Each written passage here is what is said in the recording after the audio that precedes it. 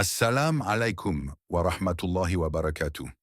Si tu te sens seul, mais étrangement préservé, alors ce message est pour toi. Il y a des moments dans la vie où tout semble vide autour de toi. Pas de relation stable, pas de soutien constant, pas de présence qui te rassure chaque soir. Et pourtant, malgré cette solitude, tu tiens debout, tu avances, tu résistes. Et au fond de toi, une question revient sans cesse. Pourquoi Allah m'a-t-il mise dans cette situation? Ce que tu ne vois pas, c'est que ton silence actuel n'est pas un abandon, c'est une préparation. Allah dit dans le Coran, « Et ton Seigneur ne t'a ni abandonné ni détesté. » Sourate Ad-Duha 93, 3. Si tu te reconnais dans ce sentiment d'être forte, mais seule, alors sache que cette phase n'est pas vide de sens. Elle est remplie de sagesse, de protection et de transformation. Dans cette vidéo, tu vas découvrir ce qu'Allah est en train de construire en toi à travers cette solitude. Pourquoi certaines femmes sont volontairement éloignées de certaines relations. Et surtout, ce qui t'attend de l'autre côté de cette épreuve silencieuse. Reste jusqu'à la fin, car ce que tu vas comprendre aujourd'hui peut complètement changer ta manière de voir ta situation. Et si ce type de contenu te parle, prends un instant pour t'abonner, liker et partager cette vidéo. Peut-être qu'une autre femme vit exactement la même chose. En silence. Partie 1. Ta solitude n'est pas un vide, c'est une sélection divine. Il existe une solitude qui pèse et une solitude qui protège. Et si tu regardes bien ta vie, tu vas comprendre que la tienne n'est pas vide. Elle est filtrée. Tu n'as pas été laissé de côté. Tu as été trié. Parce que toutes les portes qui ne se sont pas ouvertes pour toi ne l'ont pas été par hasard. Toutes ces conversations qui se sont arrêtées sans raison claire. Ces débuts prometteurs qui n'ont jamais abouti. Ces hommes qui semblaient intéressés, puis soudain absents. Sur le moment, tu t'es peut-être remise en question. Tu t'es demandé « Qu'est-ce qui ne va pas chez moi ?» Mais la vraie question est peut-être ailleurs. Qu'est-ce qu'Allah a vu que toi tu n'as pas vu? Allah dit « Allah sait alors que vous ne savez pas ». Sourate Al-Baqarah 22.216. Ce verset n'est pas une simple phrase à réciter. C'est une clé pour relire toute ta vie différemment. Il y a des histoires que tu aurais voulu vivre, mais dont tu ignores la fin. Il y a des personnes que tu aurais voulu garder, sans savoir ce qu'elles auraient réveillé en toi. Insécurité, attachement toxique, éloignement d'Allah, perte de toi-même. Certaines femmes entrent dans des relations pour ne pas être seules. Elles acceptent l'attention, même si elle est instable.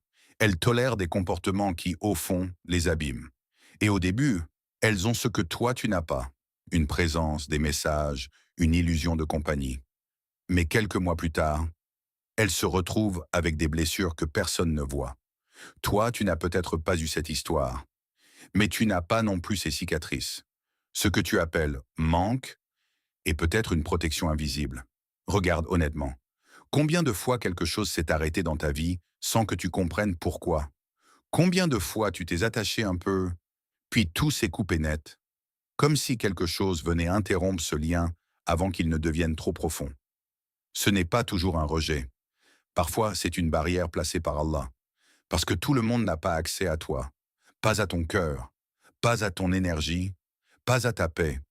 Et plus tu prends de la valeur aux yeux d'Allah, plus l'accès à toi devient limité. C'est comme un espace sacré. On n'y entre pas sans permission. Et surtout, on n'y reste pas sans raison. Imagine une porte invisible devant toi. Certaines personnes s'en approchent, mais ne peuvent pas entrer. D'autres entrent, puis sont rapidement sortis. Et toi, tu restes là, à te demander pourquoi personne ne reste.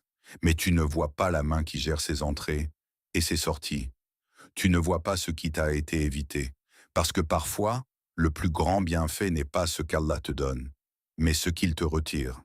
Et si, au lieu de voir ta solitude comme un manque, tu la voyais comme une sélection silencieuse, précise, divine, alors une autre question apparaît, plus profonde, plus dérangeante, mais aussi plus libératrice. Si tout ce qui n'est pas resté dans ma vie a été écarté pour une raison, qu'est-ce que cela dit sur ce qui est vraiment fait pour moi? Partie 2. Allah te prépare émotionnellement avant de t'accorder. Il y a des choses que tu demandes à Allah, mais que ta version actuelle ne pourrait pas encore porter sans se perdre. Pas parce que tu es faible, mais parce que certaines bénédictions exigent une solidité intérieure que peu de gens prennent le temps de construire. Tu veux une relation apaisante, un homme équilibré, une présence qui ne te fait pas douter, mais as-tu remarqué que ce type de relation ne fonctionne que lorsque les deux personnes sont déjà entières et non en train de se réparer l'une à travers l'autre? Allah dit: Allah ne modifie pas l'état d'un peuple tant qu'il ne modifie pas ce qui est en eux-mêmes. Sourate Ar-Ra'd 13-11. Ce verset ne parle pas seulement de changement extérieur, il parle d'un travail silencieux, intérieur, profond. Un travail que personne ne voit, mais qui change tout. Et c'est exactement ce que ta solitude est en train de provoquer en toi. Quand tu es seul, tu ne peux pas fuir dans la distraction d'une relation. Tu ne peux pas masquer tes blessures derrière l'attention de quelqu'un. Tu es face à toi-même, à tes réactions, à tes peurs, à tes attentes. Tu commences à remarquer ce qui te déclenche, ce qui t'insécurise, ce qui te fait douter de ta valeur. Et même si c'est inconfortable, c'est là que la transformation commence. Parce que beaucoup de personnes entrent dans une relation avec des blessures non guéries. Elles cherchent quelqu'un pour les rassurer constamment, pour combler un vide qu'elles n'ont jamais affronté seules. Et au début, ça peut sembler fonctionner. L'attention, les messages, la présence, tout donne l'illusion d'être comblé. Mais tôt ou tard, la réalité revient. Les peurs ressortent, l'attachement devient excessif, les réactions deviennent disproportionnées, et la relation, au lieu d'être un espace de paix, devient un terrain d'instabilité. Toi, tu es en train d'éviter ça. Pas parce que tu es mise de côté, mais parce qu'Allah refuse de te donner quelque chose de beau, dans un état où tu pourrais le fragiliser sans le vouloir. Alors il t'isole momentanément. Pas pour te punir, mais pour te construire. Petit à petit, tu apprends à être bien sans validation constante. Tu apprends à calmer tes émotions sans dépendre de quelqu'un. Tu apprends à te relever seul et à te comprendre profondément. Et sans t'en rendre compte, tu deviens plus stable, plus lucide, moins dépendante, plus ancrée. Et ce changement change tout ce que tu attires. Parce qu'une femme qui cherche à être complétée attire souvent des relations incomplètes. Mais une femme qui est déjà construite attire différemment. Elle ne court plus après l'attention. Elle ne s'accroche plus à n'importe qui. Elle observe, elle ressent, elle choisit et surtout, elle sait partir quand ce n'est pas aligné. C'est ce niveau-là qu'Allah est peut-être en train de bâtir en toi. Pas une version de toi qui dépend, mais une version de toi qui choisit. Et ça demande du temps. Ça demande des moments de solitude, des remises en question, des silences où rien ne semble avancer, alors qu'en réalité, tout est en train de se structurer à l'intérieur. Parce que ce que tu demandes dans tes invocations n'est pas léger. Une relation saine, ce n'est pas juste de l'amour. C'est de la patience, de la maturité, de la maîtrise émotionnelle, de la sagesse dans les réactions. Et si tu ne développes pas ça avant, tu risques de le chercher chez l'autre, au lieu de l'incarner toi-même. Alors peut-être que cette attente n'est pas un retard. Peut-être qu'elle est précise. Et si, pendant que tu regardes le temps passé, Allah regardait ta transformation, en sachant exactement à quel moment tu seras prête à recevoir sans te perdre. Tu es toujours là? C'est que tu aimes bien la vidéo. Clique sur s'abonner et on continue ensemble. Partie 3. Ta valeur est en train d'être élevée dans l'invisible. Il y a une transformation qui ne fait aucun bruit, mais qui change complètement ta valeur. Personne ne l'applaudit. Personne ne la remarque immédiatement. Et pourtant, c'est peut-être la plus importante de toutes. Parce que tout ce qui a de la valeur passe par une phase où il est invisible, façonné, travaillé en profondeur. L'or n'est pas précieux au moment où on le trouve. Il le devient après avoir traversé le feu. Le diamant, lui, ne brille pas dès le départ. Il subit une pression intense avant de révéler sa vraie nature. Et les âmes sincères ne sont pas épargnées. Elles sont élevées à travers des épreuves que peu comprennent. Allah dit: « Pensez-vous entrer au paradis sans qu'Allah ne distingue ceux d'entre vous qui luttent et ceux qui sont patients ?» Sourate Al-Imran 3, 142. Ce verset remet tout en perspective. Ce que tu vis en ce moment n'est pas une stagnation. C'est une élévation discrète, une construction intérieure que le monde ne voit pas, mais qu'Allah voit parfaitement. Ta solitude est en train de développer quelque chose de rare aujourd'hui, la profondeur. Dans un monde où tout va vite, où tout est superficiel, où les relations sont souvent basées sur l'apparence et l'instant. Toi, tu es en train d'apprendre à ralentir, à observer, à réfléchir avant de t'attacher, à ressentir sans te précipiter. Tu n'es plus dans la recherche constante d'attention. Tu n'as plus besoin d'être validé à chaque instant pour te sentir exister. Et ça, c'est une forme de richesse que beaucoup ne comprendront jamais. Parce que la majorité des gens ne supportent pas le silence. Ils remplissent le vide par peur de se retrouver face à eux-mêmes. Ils enchaînent les conversations, les relations, les distractions, simplement pour éviter cette rencontre intérieure. Toi, tu es en train de vivre cette rencontre. Et même si elle est parfois inconfortable, elle te donne accès à une lucidité que d'autres n'auront jamais. Tu commences à te connaître réellement. Tu identifies ce que tu acceptes et ce que tu refuses. Tu comprends tes limites, tes valeurs, tes besoins profonds. Et surtout, tu deviens moins influençable. Le regard des autres perd de son pouvoir. Leur validation devient secondaire. Leur présence n'est plus une nécessité, mais un choix. C'est là que ta valeur change. Pas aux yeux du monde forcément, mais dans une dimension bien plus importante. Imagine deux réalités. Une femme constamment entourée, toujours en interaction, toujours sollicitée, mais qui ne sait pas vraiment qui elle est quand tout s'arrête. Elle dépend du regard extérieur pour se définir. Et une autre, plus discrète, plus seule en apparence, mais profondément connectée à elle-même et à Allah. Elle n'a pas besoin de bruit pour exister. Elle n'a pas besoin de courir après l'attention. Laquelle des deux est réellement stable? Laquelle est réellement libre? Ce que tu es en train de construire, c'est cette liberté intérieure. Et cette liberté a un prix, la solitude temporaire. Parce que quand tu montes en valeur, l'accès à toi devient naturellement plus limité.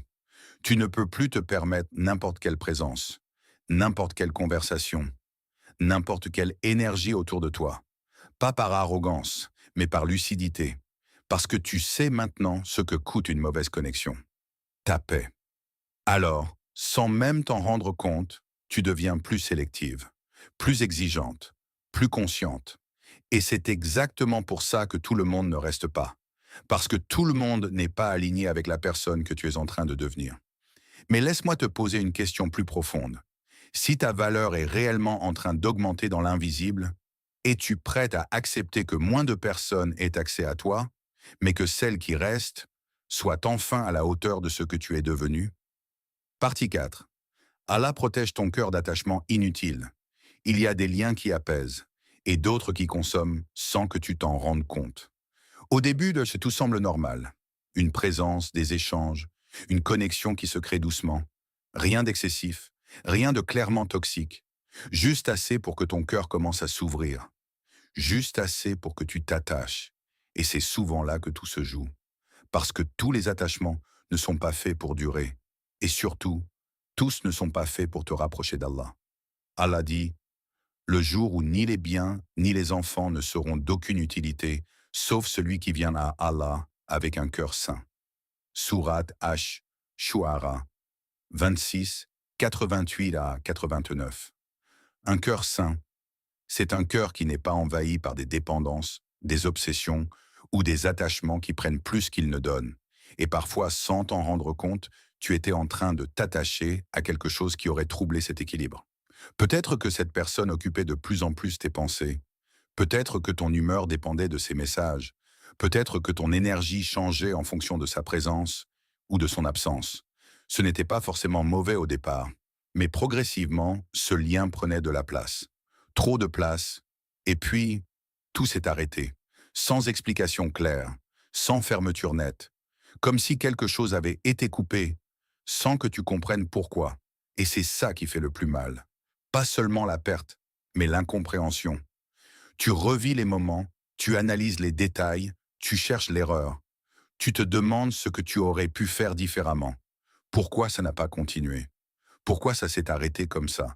Mais il y a une possibilité que tu n'as peut-être pas envisagée. Et si ce n'était pas un rejet? Et si ce n'était pas toi qu'on écartait, mais un lien qu'Allah ne voulait pas voir grandir? Parce que certains attachements commencent de manière douce, mais finissent par déséquilibrer ton cœur. Ils te rendent dépendante sans que tu le remarques. Ils te distraient de ce qui compte vraiment.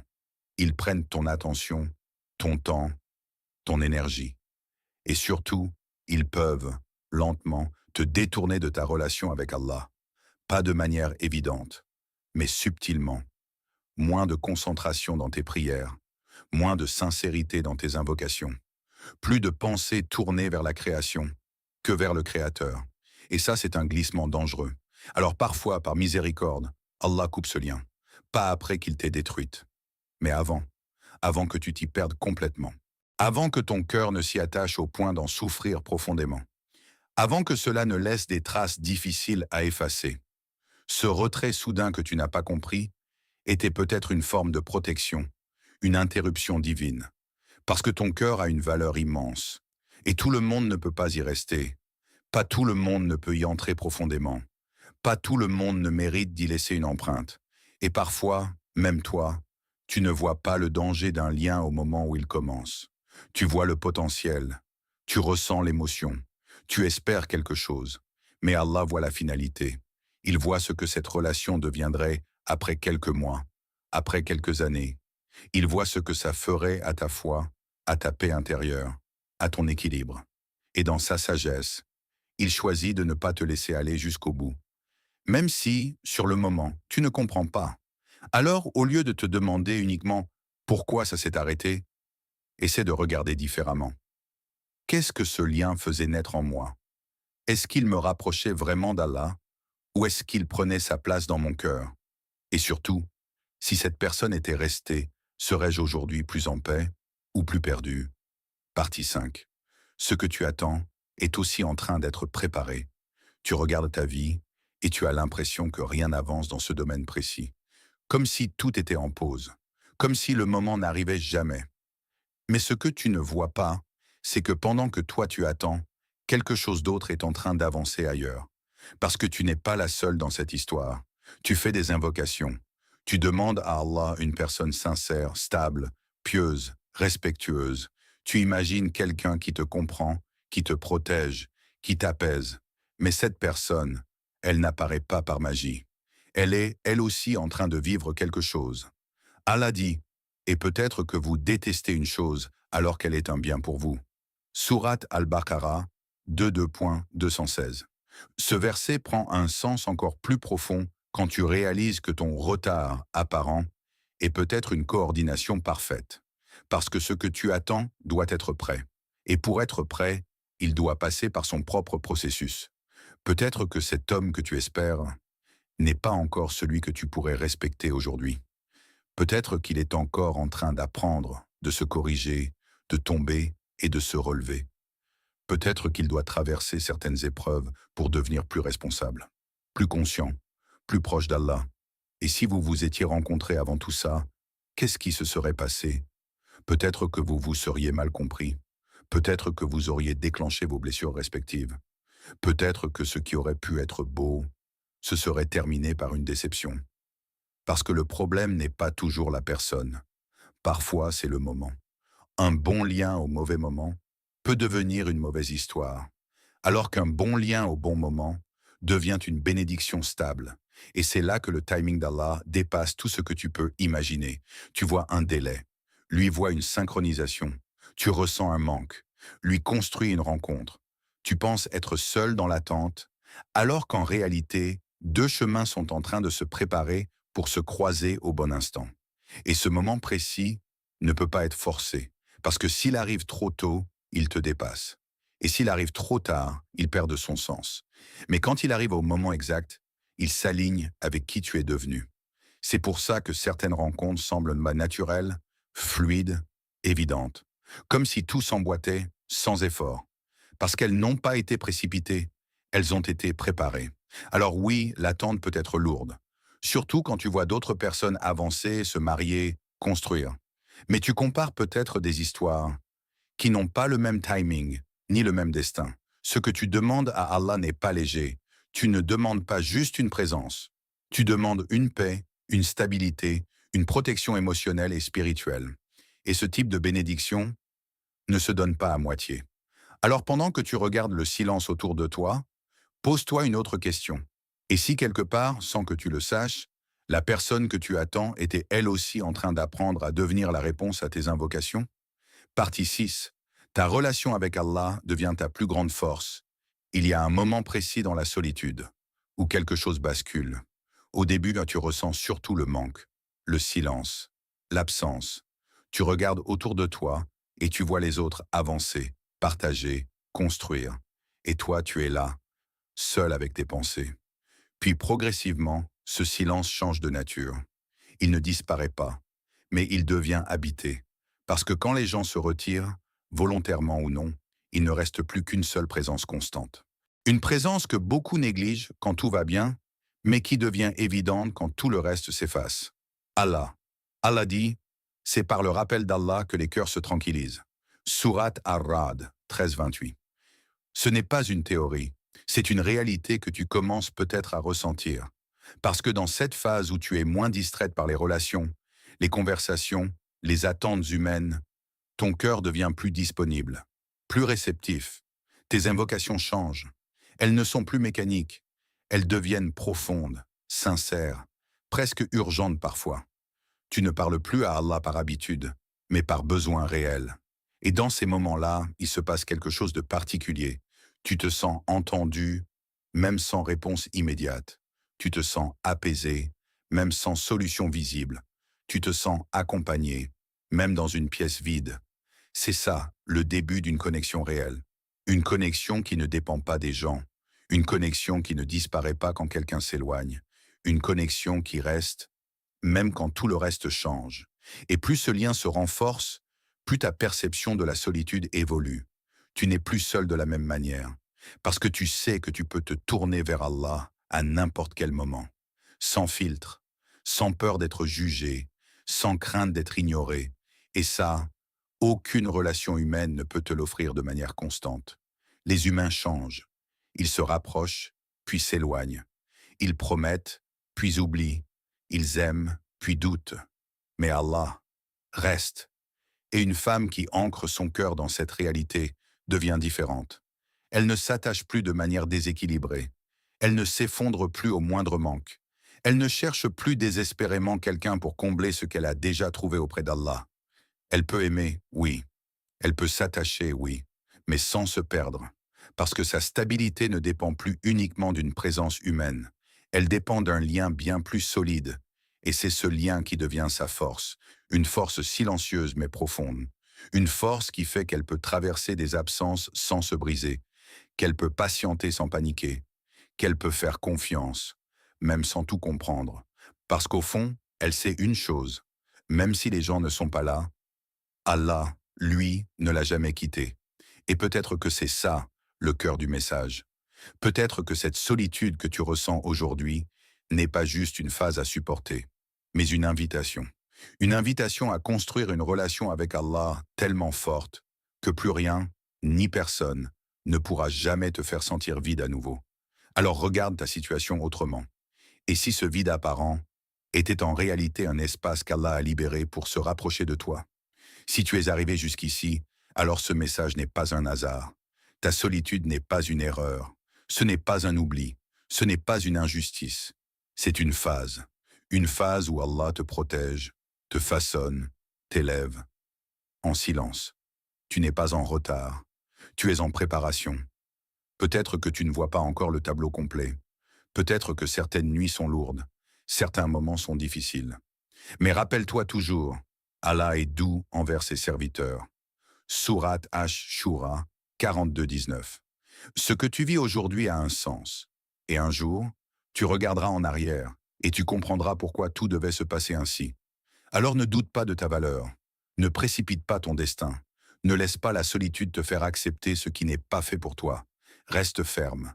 Reste digne. Reste connecté à Allah. Parce que ce qu'il prépare pour toi vaut cette attente. Si cette vidéo t'a parlé, prends un moment pour t'abonner, liker et la partager. Tu peux être la raison pour laquelle une autre femme comprend enfin ce qu'elle vit. Et dis-moi en commentaire, est-ce que tu penses que ta solitude est une épreuve ou une protection ?